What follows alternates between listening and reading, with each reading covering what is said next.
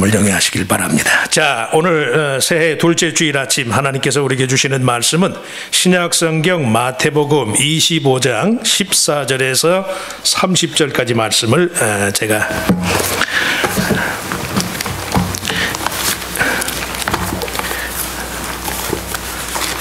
마태복음 25장 14절에서 30절.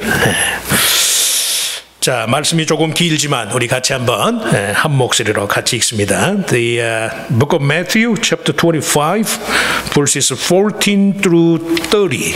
So you may read the verses together with me. 자, 같이 읽으시죠. 또 어떤 사람이 타국에 갈 때 그 종들을 불러 자기 소유를 맡긴과 같으니 각각 그 재능대로 한 사람에게는 금 5달란트를, 한 사람에게는 2달란트를, 한 사람에게는 1달란트를 주고 떠났더니 5달란트 받은 자는 바로 가서 그곳으로 장사하여 또 5달란트를 남기고 2달란트 받은 자도 그같이 하여 또 2달란트를 남겼으되 1달란트 받은 자는 가서 땅을 파고 그 주인의 돈을 감추어 두었더니 오랜 후에 그 종들의 주인이 돌아와 그들과 결산하세 5달란트 받았던 자는 5달란트를 더 가지고 와서 이르되 주인이여 내게 5달란트를 주셨는데 보소서 내가 또 5달란트를 남겼나이다.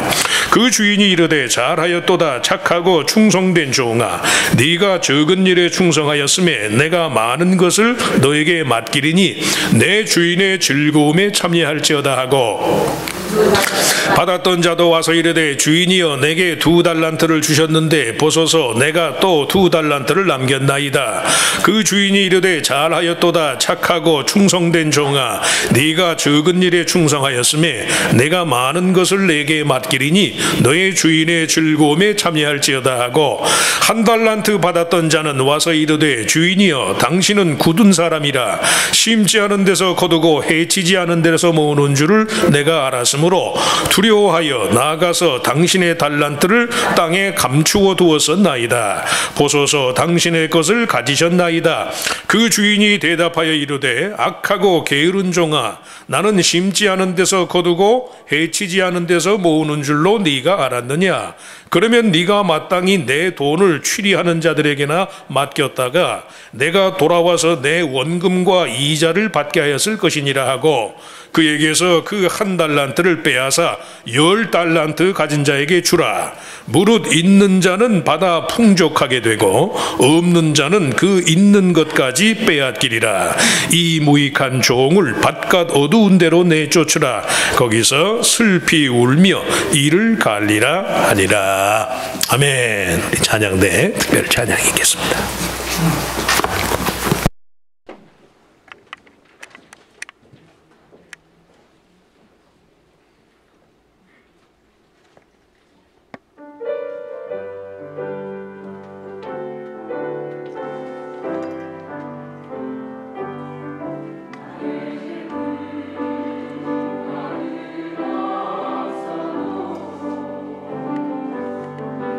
예수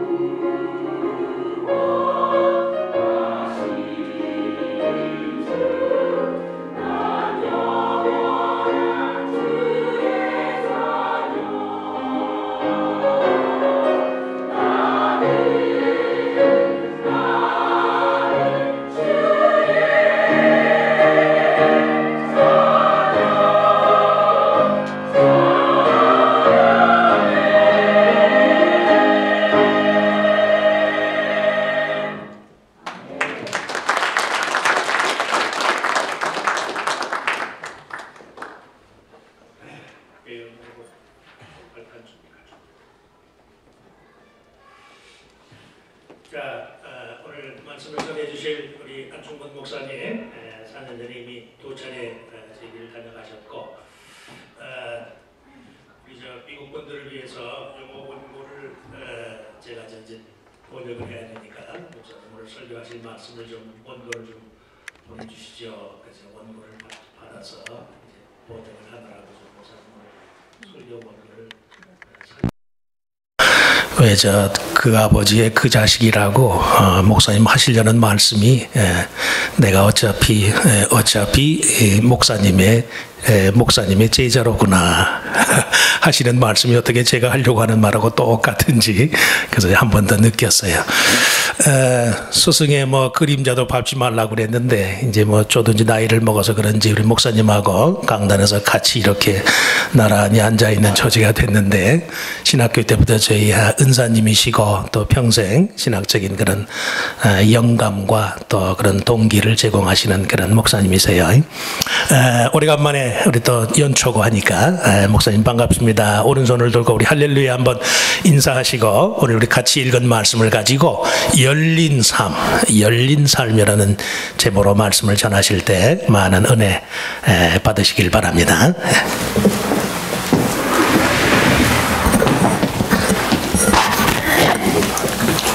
치워. 자, 할렐루야. 할렐루야. 내가 그렇게 적진 않아요. 적진 않아요. 그냥 드시고.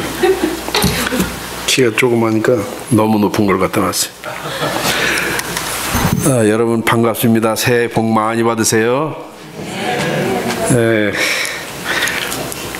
제가 오클라호마 교회 우리 이현은 목사님 내외 또 우리 김현선 장로님 권사님 또 김영기 장로님 권사님 또 그 밖에 우리 장로님들 우리 집사님들 모든 교우들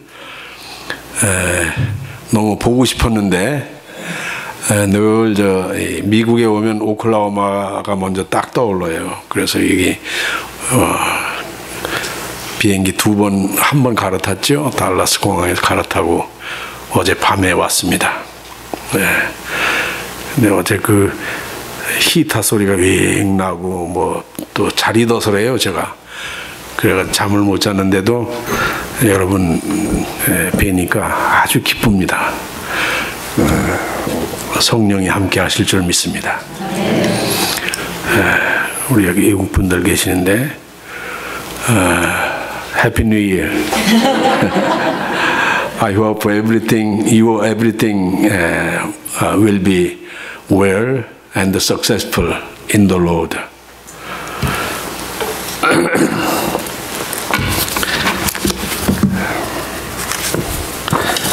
네, 오늘 드릴 말씀 그 제목이 뭐죠? 열린 삶. 닫힌 삶이 아니라 열린 삶입니다. 24장을 보면 마태복음 24장이면 종말에 대한 예언이 나옵니다. 그리고 25장 종말에 대한 비유가 나오고 26장에는 성만찬이 나옵니다. 그리고 27장에는 십자가 고난, 28장에는 부활에 대한 말씀이 나옵니다.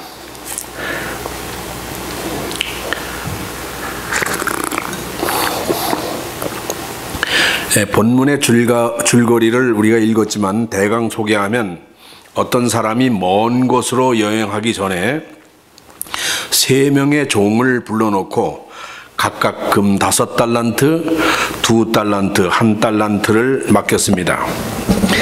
얼마 후 여행에서 돌아온 그 주인은 그들을 불러 맡겼던 돈을 어떻게 이용했는지 물었습니다.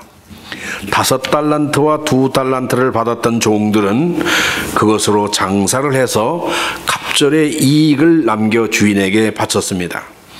그리고 이들은 주인에게 착하고 충성된 종이라는 칭찬을 받습니다.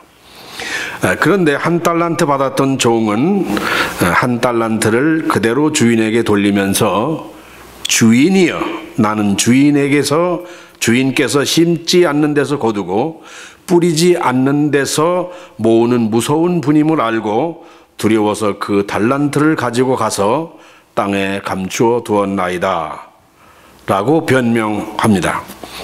주인은 분노하여 악하고 게으른 종아, 너는 내가 심지 않는 데서 거두고 뿌리지 않는 데서 모으는 줄 알았더라면 내 돈을 돈놀이하는 사람에게 맡겨두고 내가 와서 본전에 이자를 붙여 받도록 했어야 할 것이다 라고 꾸짖으며 그에게 맡긴 1달란트를 빼앗아 10달란트 맡은 자에게 주라고 명령하였습니다.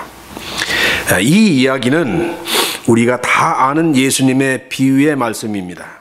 이 비유를 들어 혼란하는 사람들이 있습니다. 경제균등을 사회주의의 중심으로 보는 사회주의자들에게 예수님의 이 비유는 맹렬한 비판을 받기도 합니다. 그들은 이 비유에 대하여 다음과 같이 비판합니다. 첫째, 그 분배가 불균등했다는 것과 둘째, 적게 받은 자의 그 1달란트마저 빼앗아 많이 받은 자에게 준다는 것은 자본주의의 부익부 빈익분의 모순을 뒷받침하는 것이라고 비판합니다. 그러나 이러한 비판은 이 비유의 핵심을 무시한 편견으로 성경을 곡해한 것입니다. 이것은 경제 질서의 교훈이 아닙니다. 여기에 이 말씀은 오고 있는 하나님 나라의 비유입니다. 종말론적 설명이 담긴 의미심장한 교훈인 것입니다. 예루살렘을 향하여 오신 예수님은 예루살렘 성전의 파괴를 예언하셨고 재난의 시작을 경고하셨으며 종말의 징조를 예언하였습니다. 그리고 몇 가지 하나님 나라에 대한 비유를 드셨습니다. 충성스러운 종과 불충한 종, 10처녀의 비유, 그리고 여기 달란트의 비유가 있습니다. 이 비유는 하나님 나라 자체에 대한 묘사가 아니라 오고 있는 하나님 나라 앞에서 성도들의 자세가 어떻게 되어야 할 것인가를 하는 교훈을 전해주고 있는 것입니다. 세 사람에게 차등을 두어 돈을 맡긴 까닭은 충성의 역량의 정도에 따라서 일을 맡긴 것입니다. 차별 개념의 비유가 아니라 인간 존엄성에 차등을 둔 것이 결코 아닙니다. 5달란트 가진 자나 2달란트 가진 자에게 동일한 칭찬과 축복을 한 것을 보면 알 수가 있습니다. 인간의 능력에 따라 인간의 존엄의 가치를 구별하는 것은 비인간적 처사입니다. 우리는 이 비유를 뚫고 흐르는 예수님의 진정한 의도를 파악해야 합니다. 일체의 선입견 없이 순수한 마음으로 이 비유의 가르침에 경청해야 합니다. 성서의 교훈에 경청해야 합니다. 주인이 세 종에게 돈을 맡기고 떠난 사실, 돈을 맡아 장사하고 보관하는 기간, 그리고 주인이 돌아온 사실들은 오고 있는 하나님의 나라에 대하여 우리에게 절박한 의미와 촉구사항을 전해주고 있는 것입니다. 우리는 모두 주인의 돈을 맡아 가지고 있는 사람들입니다. 장차 주인이 돌아올 구체적인 미래 앞에 우리는 있습니다. 우리는 과거와 미래의 중간 시대에 처해 있습니다. 슈바이처는 그리스도인의 중간 윤리를 주장했습니다. 이 슈바이처는 이 중간 윤리를 왜 주장했느냐 하면 종말을 이 양반은 사상이 다 괜찮은데 이 종말론에 관한 것은 너무 치우쳐 있습니다. 이 슈바이처는 예수님은 종말에 불탄 사나이다. 그래서 종말을 빨리 불러오기 위해서 스스로 십자가에 달려 돌아가신 거다. 그래서 그게 종말론이 좀 문제가 있어요. 이렇게 종말이 빨리 오는데 종말을 주장하려면 중간윤리, 이 중간기에 사는 우리의 삶, 윤리적 삶을 철저하게 살아야 된다. 그것을 강조한 것입니다. 그래서 그는 중간윤리를 주장했습니다. 중간시대는 항상 화급한 때입니다. 종말의 날을 위하여 준비하는 기간입니다. 주인이 돌아오는 그날은 바로 그 종들의 삶이 낱낱이 폭로되는 날입니다. 그런 의미에서 그 날은 심판의 날입니다. 성경에서 가르치는 하나님의 나라는 인간이 설계에 의하여 이루어지는 낙원이 아닙니다. 그렇다고 이상론자들이 말하는 유토피아도 아닙니다. 유토피아는 히라보로 토포스라는 말입니다. 여기서 우라고 하는 말은 없다라는 말이고 토포스라는 말은 장소라는 말입니다. 즉 유토피아는 장소가 없는, 실현 가능성이 없는 하나의 이상향을 의미하는 것입니다. 공산주의자들의 유토피아, 모두 잘 사는 평등하고 균등한 나라, 이것은 인간이 사는 세상 그 어디에도 종말까지 있을 수가 없습니다. 이건 유토피아예요, 유토피아. 이것은 원래 이제 강의가 자꾸 강의 쪽으로 나와서 미안합니다만, 원래 그 합리주의 철학의 맨 끝에 헤겔의 좌파 포에르바하 밑에서 칼 막스에 의해서 나온 것입니다. 그러니까 이 공산주의 이론도 결국은 합리주의 관념론에 바탕을 둔 이론이에요. 그럼 관념론이대로 얘기하면 역사는 항상 발전해야 돼요. 헤겔의 역사변증법은 정반합에 의해서 끝까지 발전한다고 그랬잖아요. 우리나라 돌아가신 어떤 대통령도 인생은 아름답고 역사는 발전한다 그랬는데, 역사는 발전하기도 하지만은 후퇴하기도 합니다. 그래서 19세기에 실존주의가 나온 거예요. 1차 세계대전이 그게 합리입니까? 비합리죠. 전쟁은 비합리예요. 그러니까 진리가 합리적이고 논리적이어야 진리다 하는 것이 17, 18세기, 19세기까지 왔는데 그게 깨져버린 거예요. 그리고 실존주의가 나와서 진리는 합리적인 것이 아니라 진리는 지금 여기서 나에게 절실한 것, 이것이 진리다. 주관적이고 주체적인 것이 진리다는 말이 나오게 된 것이죠. 공산주의 이론이, 그러니까 우리 그 30년대, 40년대, 50년대의 지성인들이 뭐 문학이고 예술이고 뭐 철학이고 전부 이데올로기에 빠졌어요. 공산주의 마르크스의 이데올로기에 빠져 있었습니다. 그래서 스스로 김일성한테 가서 나 여기 충성하겠다고 그래서 학술원 회원도 되고 했던 분이 있습니다. 저를 가르치신 선생님 중에서도 이 사회주의 이론에 상당히 경청하고 있는 모습이에요. 그래서 그 양반은 저기 누구죠? 그 좌우 합작 부르짖은 그 양반을 존경했어요. 그건 그 합리주의 철학의 그 전체를 다 이해하지 못했기 때문입니다. 유토피아는 이 세상에 없어요. 인간이 사는 한 정말까지 유토피아는 없어요. 유토피아는 하나님의 나라가 임할 때 성령의 능력으로, 하나님의 능력으로 유토피아는 가능한 것입니다.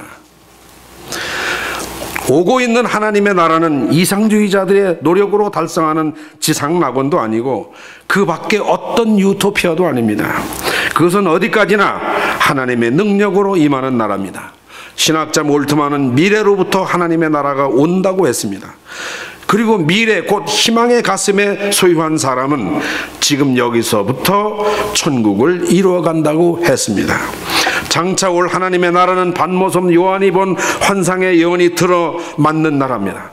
우리의 이성과 능력의 한계를 초월한 절대적인 나라가 도래하는 하나님의 나라인 것입니다. 이때는 과거와 현재를 청산하는 심판의 날입니다. 하나님의 나라는 가까이 왔으면서도 언제와 닿을지 모르는, 그렇기 때문에 항상 화급한 것입니다. 현재 우리가 처해 있는 인간적 한계 상황이 도래하는 그날 심판의 마당에서 말끔히 정리될 것입니다. 심판이란 말은 현대인들에게는 매우 소원합니다. 왜냐하면 그것은 모두 종교 신화적인 상징으로 표현되었고 과학적이며 합리적인 사고의 거부 반응을 일으킬 수 있는 말이기 때문입니다. 그러나 이 종말에 대한 예언은 요한계시록에서 뿐만 아니라 성경 전반에 걸쳐 있습니다. 또한 이 예언은 목사나 사제만이 하는 전유물이 아닙니다. 요사이 인류의 운명이 지구의 종언과 함께 온다는 소리를 서슴없이 하는 과학자들이 많습니다. 생태학적인 관점, 여러분 생태학 관점이 우리들이 보고 있지 않습니까? 지금 미국의 뿐만 아니라 전 세계적으로 기후의 이상 현상이 나타나고 있지 않습니까? 엘니뇨 현상으로 이제 이게 미국의 중남부 쪽에 아주 폭우가 쏟아지고 있고, 때 아니게 유럽에 물난리가 나고, 그런가 하면 한국 같은 데는 1년 내내 가물었어요. 뭐 식수가 없어서 야단이었고요. 지금도 소양강 댐이 4분의 1밖에 없어요. 아직 그렇게 비가 조금씩 왔는데도 굉장히 가물었어요. 타는 데는 아주 형편없이 물이 없어서 고갈되고, 어디는 물이 폭포처럼 나타나고, 이제 북극의 얼음이 다 녹아서 이제 수위가 올라가서 저지대에 있는 나라들이 이사를 가고 있지 않습니까? 아주 섬나라, 섬에 물이 잠겨가지고 다른 나라에 임대를 해서 나라를 유지하려고 하는 나라가 있고, 이 생태학적인 위기가 오고 있습니다. 물질주의의 바탕을 둔 이른바 풍요사회적 지향성이 빠른 기간 안에 자원 고갈을 가져올 것이라고 하는 것입니다. 지금 석유값이 굉장히 떨어졌는데, 이제 56년 후에는 석유는 완전히, 중동의 석유는 고갈이 된답니다. 완전히 바닥난다는 거예요. 그것뿐입니까? 인구 문제, 공해 문제, 가공할 전쟁 무기의 보유 등등 수많은 종말의 조건들을 인간들은 안고 있으면서도 태평합니다. 지금 중국이 깨어나잖아요. 인도가 깨어납니다. 사실 원래는 이 지구는 얼마 전까지, 중국과 인도가 깨어나기 전까지는 80%의 나라가 비시스템 국가였어요. 20%가 시스템 국가였어요. 그 20%의 시스템 국가는 비시스템 국가의 덕을 보고 살았던 거예요.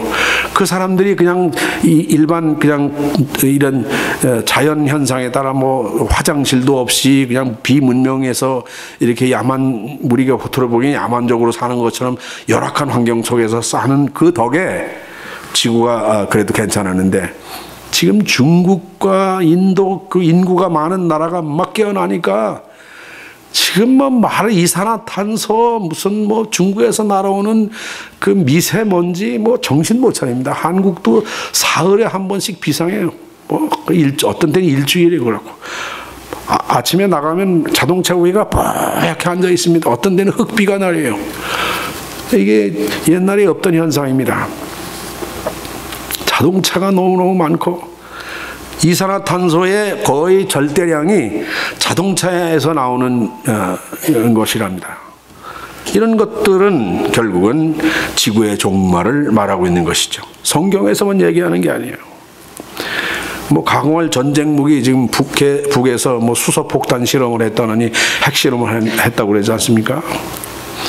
뭐 그 페이스북에 보니까 서울 복판에 핵폭탄이 터져질 경우로 해서 미국에서 가상 시나리오로 해서 그걸 올렸더라고요. 서울에 핵폭탄이 터졌다고 하면은 어떻게 되겠어요? 상상을 못하는 일입니다. 그래서 지금 한국에서는 킬체인을 다시 제거해 봐야 된다. 왜냐하면 SLB 인감이 잠수함에서 남한 땅으로 몰래 내려와서 그냥 공격해버리면 킬체인이 소용없는 거예요. 그래서 사드를 배치하자 뭐 이런 얘기가 나오게 되고, 지금 심각한 문제입니다. 만약 한반도에서 전쟁이 일어나게 되면 우리는, 저희들이 제가 이제 어릴 때는, 제가 53년에 휴전 협정할 때 초등학교에 들어갔는데 8살에, 정말 방글라데시는 안 가봤지만은 그거보다 더 형편없이 가난했습니다. 우리 여기 연세 높으신 분들은 기억할 겁니다. 우리가 얼마나 찢어지게 가난했는가. 그거보다 더 비참한 세상이 오는 겁니다. 이 종말의 조건들을 인간은 안고 있으면서도 지금 태평합니다. 유한한 존재, 죽음에 이르는 존재임에도 불구하고 인간은 무책임한 낙관론에 취해 있습니다. 우리의 삶은 끝없이 연장되지 않습니다. 현재 우리가 가지고 있는 가치, 기쁨, 행복, 그리고 승리는 오래가지 않습니다. 그것은 결국 무로 돌아가고 말 날이 옵니다. 오히려 내가 자랑하고 안주해 있던 것들이 나를 고소하게 될지도 모릅니다. 언젠가는 모든 동작의 정지 명령이 떨어집니다. 누워 있다가, 노래 부르다가, 길 가다가, 차를 타다가, 잠을 자다가, 앓다가 호련히 하나님의 정지 명령이 떨어지면 그대로 빈손을 들어야 합니다. 이것을 우리는 개인적 종말이라고 합니다. 여기 주인이 오는 그날까지 성실하게 최선을 다한 인간상이 있습니다. 반면에 돈을 땅에 파묻어 두고 종말을 기다리는 가련한 인간상이 있습니다. 예수님은 악하고 게으른 기다림을 꾸짖고 계십니다. 주님은 최후의 순간까지 최선을 다하는 성실한 삶을 기대하십니다. 스피노자의 말처럼 내일 지구에 종말이 올지라도 오늘 한 그루의 사과나무를 심는 인간을 하나님은 원하고 계십니다. 하나님을 믿는다고 하면서 또한 심판의 날이 온다고 주장하면서 산속에 모이고 기도처에 모여서 일상을 버리고 밤낮 찬송과 기도만 하는 것으로 종말을 기다리는 사람들은 모두 이단입니다. 현재의 삶은 중간기의 삶입니다. 하나님의 나라, 오고 있는 하나님의 나라와 지나간 과거의 중간기에 끼어있는 그런 중요한 기간입니다. 바로 이 중간기의 삶에 의해서 우리의 종말이 결정된다는 말입니다. 지금은 종말의 날을 준비하는 기간입니다. 내일 종말이 온다고 할 때 그럼 어떻게 해야지, 어떻게 준비해야 됩니까? 하나님의 나라를 어떻게 준비해야 됩니까? 산속에 모입니까? 매일가 기도실에 모입니까? 모든 일상을 작폐합니까? 성경만 읽습니까? 아닙니다. 내일 종말이 온다 할지라도 오늘 한 그루의 사과나무를 심어야 합니다. 주인이 돌아오는 날 두 가지의 삶이 폭로될 것입니다. 최후의 순간까지 최선을 다한 청지기의 삶과 악하고 게으른 종의 삶이 폭로될 것입니다. 불성실한 종은 변명합니다. 그리고 은근히 불평합니다. 주인이여, 나는 주인께서 심지 않는 데서 거두고 뿌리지 않는 데서 모으는 무서운 분임을 알고 두려워서 그 탈란트를 가지고 가서 땅에 감추어 두었나이다. 보십시오. 여기 그 돈이 그대로 있습니다. 그가 주인을 무서운 사람으로 알고 있다는 것은 옳습니다. 냉혹할 정도로 시비를 가리고 많은 종말의 주인을 잘 보았습니다. 그러나 그는 관찰자의 한계를 넘었습니다. 심지 않는 데서 거두고 뿌리지 않는 데서 모으는 자라는 것은 이미 관찰자의 한계를 넘은 비판이요, 자기 나름의 비방인 것입니다. 공산주의자가 부르주아를 공격하는 것과 흡사합니다. 그 주인은 각각 종의 능력과 적성에 맞게 탈란트를 맡겼습니다. 이 게으른 자의 비판은 빗나갔습니다. 결국 게으른 자의 핑계가 드러났습니다. 자신의 삶을 묻어둔 자의 항변입니다. 종말을 향한 현존의 삶은 항상 엄숙한 것입니다. 오늘은 내일을 준비하는 삶입니다. 현실에 탐닉해 있는 현실주의자의 삶이 아닙니다. 오고 있는 미래를 향하여 열려져 있는 삶입니다. 한 달란트 받은 자의 삶은 현존의 삶을 땅속에 묻어둠으로써 동시에 미래의 삶도 영원한 삶도 땅속에 묻어둔 결과를 초래했습니다. 그는 미래가 폐쇄적이었습니다. 무엇이 올지 모르는 미래, 두려운 미래, 속고속은 과거의 경험으로 인하여 체념에 버렸는지 아니면 안일의 테두리를 벗어나지 못했는지 땅바닥에 주저앉아 종말을 맞은 사람입니다. 닫혀진 삶, 차단된 삶을 사는 사람입니다. 받은 것을 땅에 묻어둔 사람, 그가 누군가? 예수님은 당시의 유대인들을 지칭한 것입니다. 달달 외운 율법의 벽 속에 갇힌 자, 유리한 기존 질서를 그대로 붙들고 있으면서 미래를 기다리는 보수주의자들을 가리키는 것입니다. 이미 받은 것, 이미 얻은 지식과 질서가 가장 옳은 것이라고 착각하고 새 일을 부정합니다. 모험을 두려워합니다. 그래서 율법의 테두리를 벗어나는 사람을 오히려 우현문자로 알고 정죄합니다. 저들은 예루살렘을 중심으로 이스라엘 민족의 테두리 안에서 모든 것을 사수하려고 했습니다. 그리고 이방인에 대한 선교까지 반대했습니다. 저들은 받은 것을 땅에 묻어둔 사람들입니다. 오늘 이 시대에도 얼마나 많은 현대판 바리새인들이 있습니까? 자기들의 교리와 전통, 그것에 알지 못하는 사이에 쇠뇌되고 그것이 고정관념이 되어버렸습니다. 성경의 새로운 이해를 거부합니다. 오직 율법적 해석, 문자적 해석이 전부인 줄 알고 오히려 상대방을 정죄합니다. 땅에 묻어두는 것이 미덕인 줄을 압니다. 저들은 받은 것만 사수하면 된다고 생각합니다. 신앙은 사탄과의 투쟁입니다. 천국은 침노하는 자의 것입니다. 신앙은 모험입니다. 신앙은 실천적 삶으로 이어져야 합니다. 삶을 땅에 묻어두는 자, 그는 죽은 사람입니다. 상대적인 교리나 관념이나 삶의 방법이나 일체의 것을 고집한다면 그것은 오히려 우상 숭배의 범죄를 저지르는 것입니다. 이 세상에 절대는 없어요. 하나님 외의 모든 것은 상대적인 것이에요. 그 상대적인 것을 절대화시키면 바로 그것이 우상인 것입니다. 우리의 철학이나 우리의 관념이나 우리의 교리나 우리가 가지고 있는 돈이나 우리가 내 아름다운 아내나 내 늠름한 남편이나 내 귀여운 자식이나 그 누구도 절대자가 될 수가 없습니다. 그것을 절대화시킬 때 그것은 우상이 되는 것입니다. 하나님만이 절대인 것입니다. 그러므로 우리의 삶은 날마다 현실과 부딪혀서 양자택일을 하는 결단인 것입니다. 그리고 그 결단이 이어져서 나의 미래가 결정되는 것입니다. 기독교적인 삶은 관조가 아닙니다. 타협이 아닙니다. 무위가 아닙니다. 현실의 부조리 가운데 적극적으로 참여하여 그 삶을 갱신하고 개선하는 것입니다. 선을 택할 때는 동시에 지불해야 하는 희생도 각오해야 합니다. 우리는 사리를 약삭빠르게 판단하고 기회를 노리는 중립지대에 사는 자들이 아닙니다. 냉소자나 구경꾼도 아닙니다. 도피주의자나 염세주의자도 아닙니다. 파고드는 자입니다. 올라가는 자입니다. 문을 여는 자입니다. 인간은 항상 썩고 부패할 가능성을 소지하고 있습니다. 오히려 많이 가진 자가 썩기 쉽습니다. 소위 지식인들이 삶을 묻어두기 쉬워요. 지식인은 지식의 완충지대를 만들고 중립적 입장에서 모든 것을 관망하고 사색하고 회의하는 구경꾼, 냉소자가 되기 쉽습니다. 과거에 비추어 미래를 분석하고 관측하는 동안에 현재는 초연한 듯하나 현실은 진행되고 있으며 그러므로 자신의 위치가 밖으로부터 결정되고 있는 것을 망각하게 됩니다.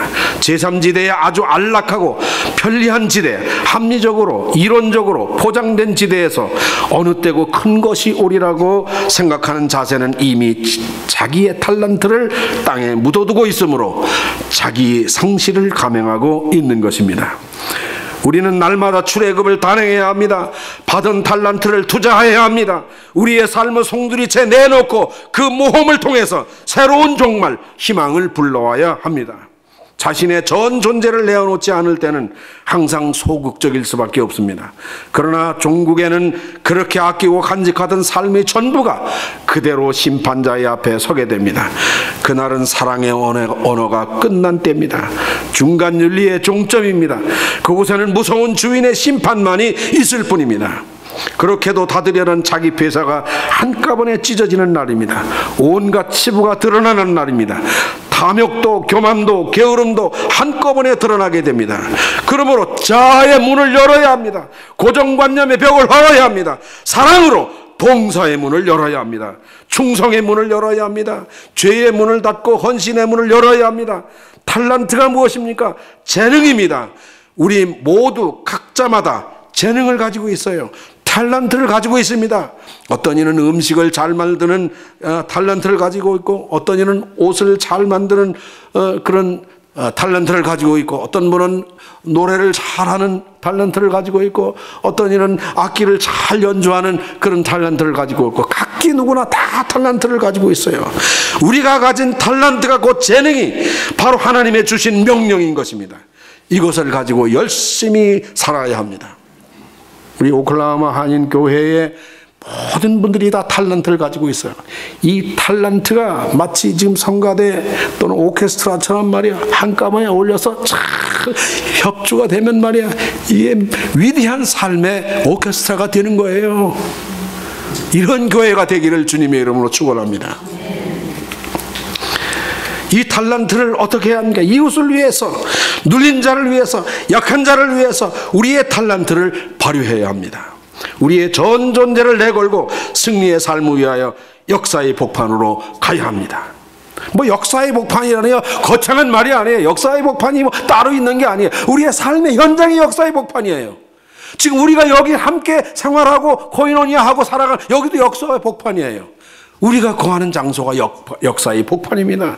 거기에서 우리는 하나님의 사랑을 실천하는 것입니다. 우리가 사는 바로 여기 이 삶의 현장이 역사의 복판입니다. 이곳에서 우리는 우리의 탈란트를 발휘해야 합니다. 아까 우리 새로 오신 분이 바로 오시자마자 이제 바로 성가대에 입단해서 재능을 발휘한다. 좋은 겁니다.